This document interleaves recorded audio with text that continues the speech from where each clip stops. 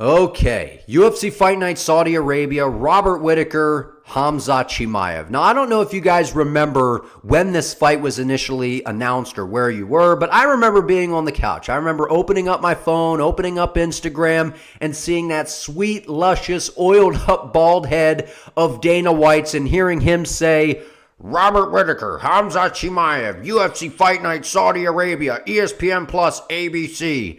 And I instantly got goosebumps, because not only is this card absolutely loaded, this is an incredible main event between Robert Whittaker and Khamzat Chimaev, because Khamzat's a guy who, he's one of the biggest names inside the UFC, whether you like him or not at this point in time, right? The UFC is at a unique point in time where we've seen quite a few stars either retire, walk away from the sport. So there's a lot of opportunity for some of these guys to step up. And one of those names that comes to mind is Khamzat Chimaev. Now, we've all been kind of sitting back saying, we need to see him against a real 185er. We need to see him tested. We need to see him tested. Well, we saw him down at 170 take on Gilbert Burns, where that is a fight that I think Khamzat learned a lot in that matchup. I know that his coach was like, we weren't supposed to brawl with Gilbert. We were supposed to go out there and make it a technical, masterclass and put him away, and that was the game plan. But what we got was an all-out war between Gilbert Burns and Khamzat Chimaev, to where Khamzat had some good moments in the fight. He had some really bad moments, but I think he learned a lot in that matchup with Gilbert Burns. Then he comes out in what was supposed to be kind of a setup for Nate Diaz, to where Khamzat Chimaev can kind of build his name off of Nate Diaz, and Khamzat comes in way overweight, and we know about the story there. So nonetheless, he goes out there, fights Kevin Holland. Absolutely walks through Kevin Holland. I mean, Kevin Holland, I know he's not necessarily an elite fighter or looked at in that aspect, but he's a guy that's beaten some pretty solid dudes inside the sport. He has pretty good striking. He has pretty good jiu-jitsu, and you would have never have known that in that fight against Khamzat. I mean, Khamzat just raced across the cage, got a hold of him, and that's all she wrote. I mean, he absolutely dominated Kevin Holland. Then he goes out there against Kamaru Usman, where, yes, he was preparing for Paulo Costa. He was preparing for a much bigger individual. And yes, I understand people are going to talk about how Kamaru Usman, he accepted the fight on 9 days' notice. Khamzat also had to accept Kamaru Usman on 9 days' notice. So I know he was preparing for a fight, but that was a much different style of opponent in Kamaru Usman. And Kamaru's a guy who keeps himself in relatively good shape year-round. So nonetheless, we got to see Khamzat face quite a bit of adversity in that matchup. However, early on, Khamzat Chimaev was taking the back of Kamaru Usman. He was putting him in some very dangerous positions. And I'm sitting there watching that fight live going, we have never seen somebody go at Kamaru Usman with zero respect. Khamzat showed no respect in terms of the fight towards Kamaru Usman. He raced across the cage, did everything that he has always done, got a hold of Usman, was out wrestling him early on. And I'm like, oh my gosh, if he's able to submit Kamaru Usman. And then we saw Kamaru weather the storm, and the fight kind of play out, and the fight gets stuck on the feet. And we saw Kamaru Usman have a lot of success, to where now people are like, well, if this fight went 5 rounds, what happens? Well, in a matchup with Robert Whittaker, I think that this fight is going to be very similar to kind of like a Kamaru Usman type of fight. Now, you might say, well, whoa, what are you saying, man? Robert Whittaker, he's a striker. He's a real 185er. Him and Kamaru Usman are not the same, which that's true. But Robert Whittaker, he's going to have to fight off the early onslaught of Khamzat Chimaev, because while I think Khamzat is going to be a lot more cautious and a lot more patient in this approach, he's going to ultimately want to be aggressive early on, because that is the window of opportunity in which Khamzat likes to capitalize on his opponent. He doesn't like to give them a lot of time to get comfortable, to kind of get their feet under them and settle into the fight. He likes to back you up immediately and try to shoot for a takedown. Like, that is who Khamzat is. That's what he likes to do. Now, a lot of people seem to think that this fight is just cut and dry, where it's, but Robert Whittaker, if this fight's on the feet, he's going to tear Khamzat up, and if Khamzat gets a hold of him, that's all she wrote. And I think that that's absolutely a possibility, that that's how this fight, it is that cut and dry.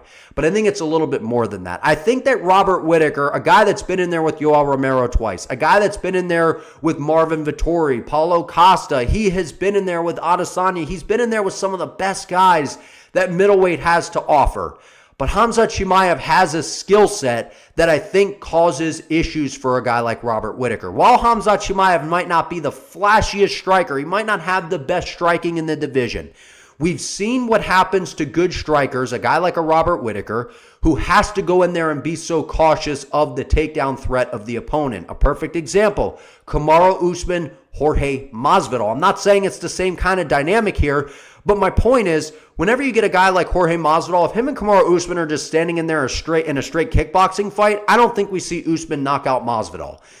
The fact that there's the takedown threat, the scrambled brain of the striker to where you are so reactive because of the threat of the takedown, it changes your reactions. It changes your ability to be you in the fight. And I think that that's what we're going to see in this matchup. Now, I don't think that it's just going to be as simple as Khamzat races across the cage, gets a hold of Robert Whittaker, and that's all she wrote. Robert Whittaker has very good takedown defense. We've seen him get taken down. We've seen him work back to his feet.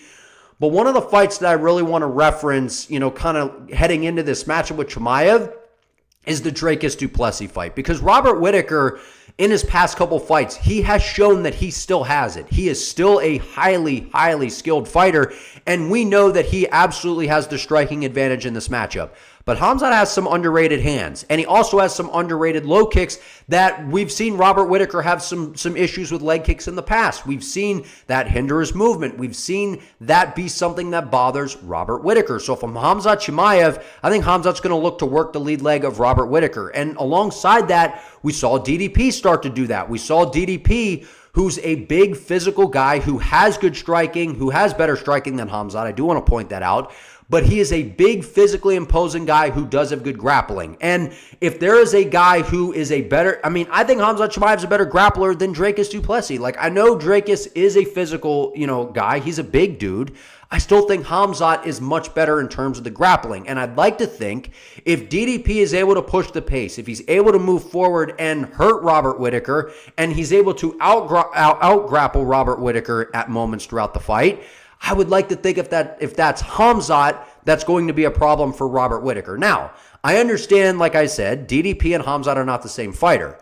But what Khamzat can do and learn from in the DDP fight is in that first round, Robert Whittaker was having quite a bit of success against Dricus du Plessis. But the thing that I think people miss a little bit is inside, the start of the second round, Dricus du Plessis completely changed the game plan, put his foot on the gas, and started to take away the space of Robert Whittaker. He said, you know what? I'm not letting you dictate this fight anymore, Robert. I'm not letting you scoot around on the outside. I'm going to close you down. I'm going to make you fight my fight.